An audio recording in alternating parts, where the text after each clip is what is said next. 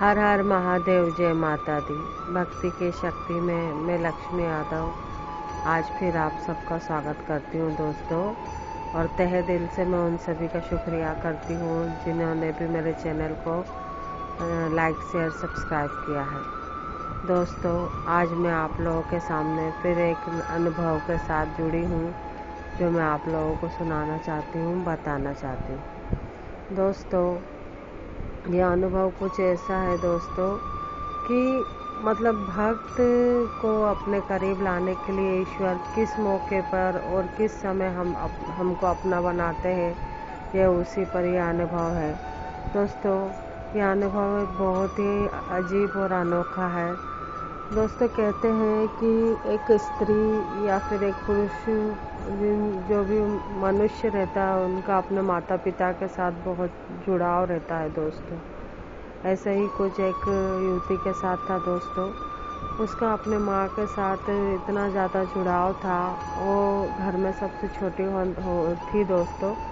बचपन से जब भी कुछ चीज़ का माँ बाप से अपने वो करी मांगा उनसे तो उन्होंने उसको दिया।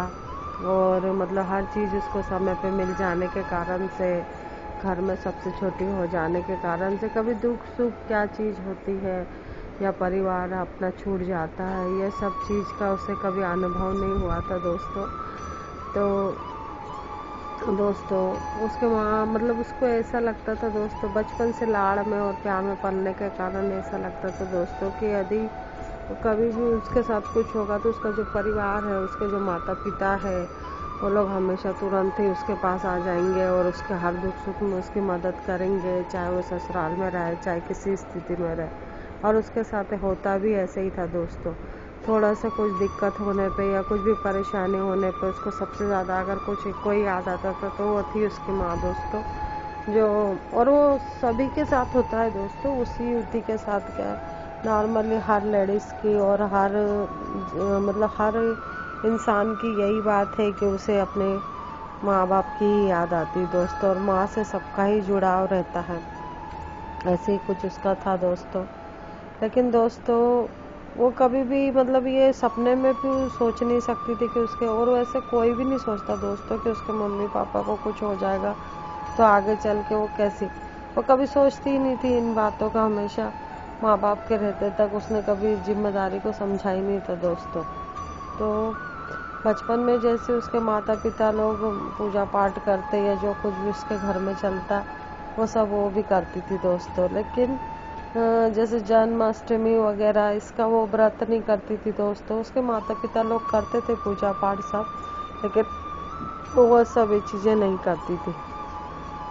तो दोस्तों जब उसकी माँ को अचानक से उसको पता चला कि उसकी मम्मी को कैंसर हो गया है, उनकी दोनों किडनी खराब हो गई, तो वो जैसे मान लीजिए दोस्तों कि टूट सी ही गई।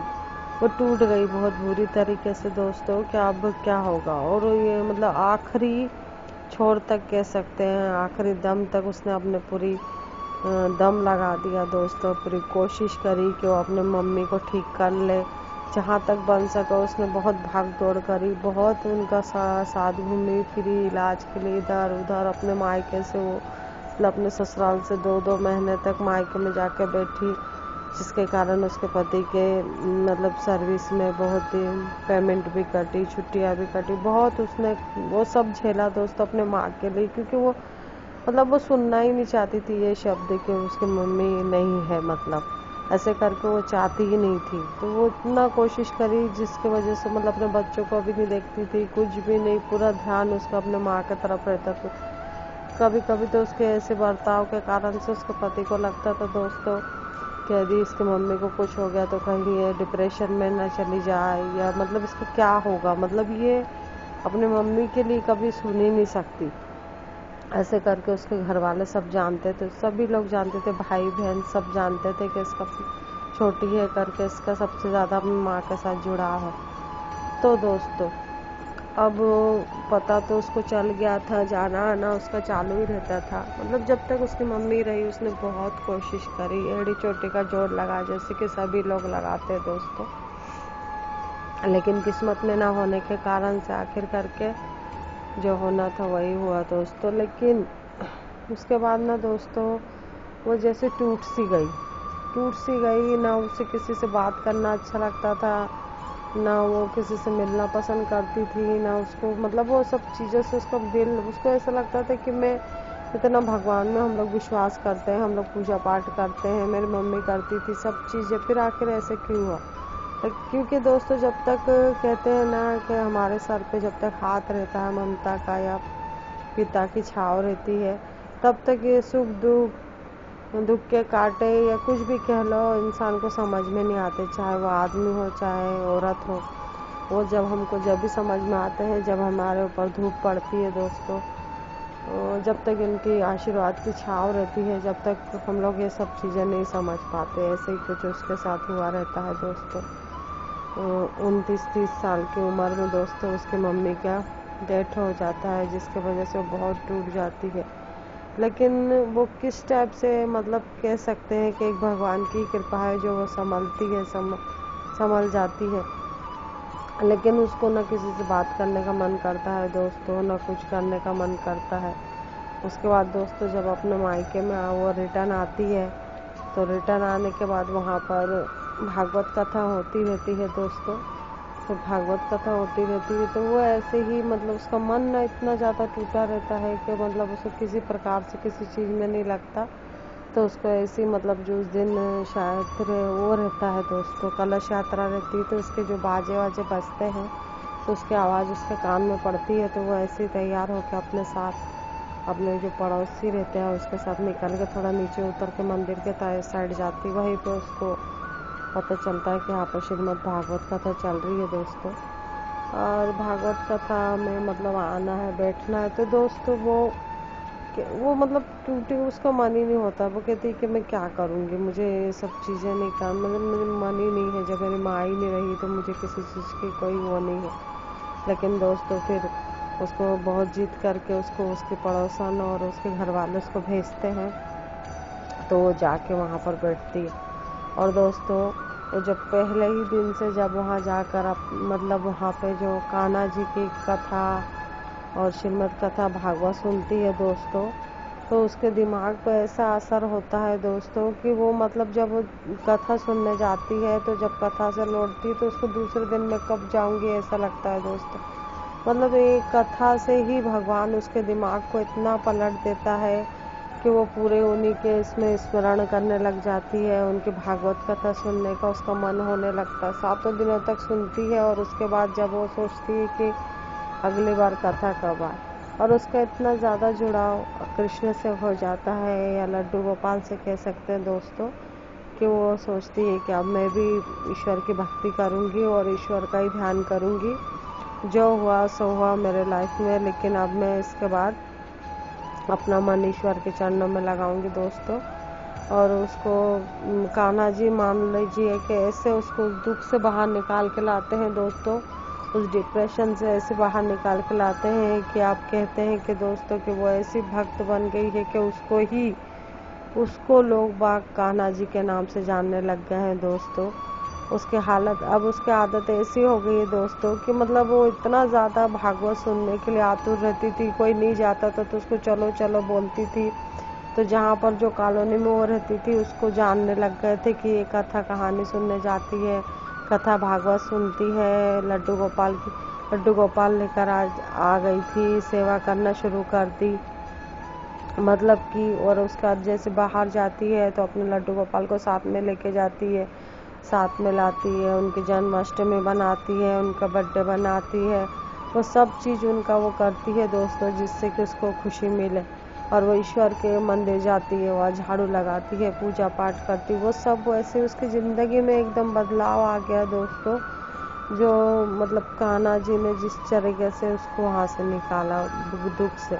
लेकिन दोस्तों कहते हैं ना कि अगर ईश्वर को भी अपना भक्त बनाना हो तो वो भक्त ढूंढ ही लेता है दोस्तों। उस समय जब उसकी मम्मी जिंदा रहती थी दोस्तों, उस समय उसको इतना ज़्यादा किसी चीज़ का मतलब कह सकते हैं कि वो नहीं लगता, चिंता नहीं लगती थी उसको, करूँगी नहीं करूँगी भी तो क्या फ़र्क पड़ता है, ऐसे सोच के वो रहती थी दोस्तों। लेकिन जब वो अकेली हुई टूटी, उस समय जो जिस जो उसको संभालने की ज़रूरत थी वो हाथ उसका कन्हैया ने उसका पकड़ा था दोस्तों और उसको संभाला था, जो आज वो एक अच्छे भक्त के रूप में उसको बनाया दोस्तों। आज उसके जो भी जानने वाले हैं, पहचानने वाले हैं, चाहे उसके रिलेटिव हो, चाहे उसके कॉलोनी वाले हो, चाहे उसके आज उसे उसके लड्डू गोपाल के नाम से जानते हैं दोस्तों। और वो भी उनसे बहुत प्रेम करती है, उसके कान्हा जी भी उसको बहुत प्रेम करते हैं दोस्तों। उसके घर वाले भी कान्हा जी से बहुत प्रेम करते हैं और उनके घर में एक परिवार की तरह लड्डू गोपाल हो गए दोस्तों। अगर 10 मिनट भी अगर वो किसी को नहीं दिखते उनके परिवार में तो वो लोग सब बेचैन हो जाते हैं। और ऐसा कोई उनका परिवार का सदस्य नहीं है जो अपने लड्डू के बारे में नहीं सोचता है दोस्तों। और ऐसे उसके कान्हा जी नहीं है कि जो हर पल उनके बारे में, दुख में सुख में हर समय उसके साथ खड़े रहते हैं दोस्तों।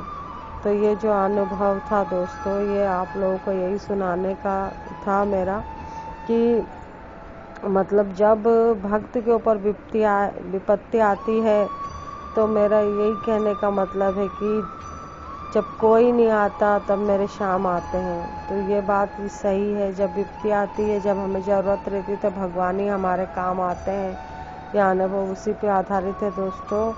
और एक माँ से बच्चे का जुड़ाव अत्यधिक होने का कारण, अगर किसी बच्चे को अपने माँ बाप से जुदा कर दे माँ से, तो बच्चा बर्दाश्त नहीं कर पाता। वाकई में दोस्तों कुछ चीज़ें ऐसी रहती है जो हमें डिप्रेशन में ले जाती है, या बहुत हम लोग को वो करते, बहुत कम लोग रहते हैं और अधिकतर फैमिली के लिए बर्दाश्त करते हैं। तो उस समय हमें ईश्वर की बहुत ज़्यादा ज़रूरत रहती है।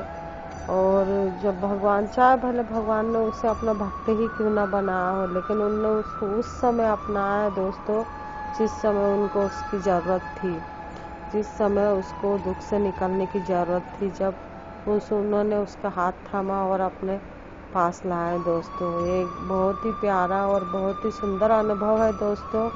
जिस किसी के भी साथ ऐसा हुआ होगा तो वो इस बात को ज़रूर समझेंगे दोस्तों।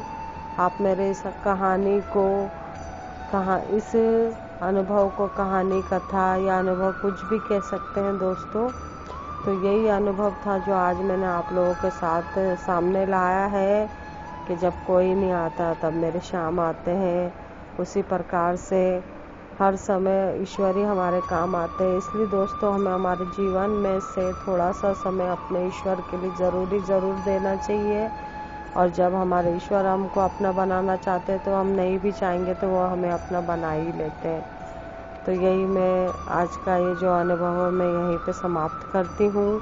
और अगर आप लोगों को मेरा ये अनुभव अच्छा लगा और सच्चा लगा तो प्लीज़ मेरे चैनल को लाइक शेयर सब्सक्राइब कीजिएगा। और आप लोग कमेंट में अपना अनुभव जो भी है मेरे मतलब कैसा लगा, क्या चीज़ है, वो सब आप मुझे बताइएगा प्लीज़ दोस्तों। धन्यवाद। राधे राधे। जय माता दी।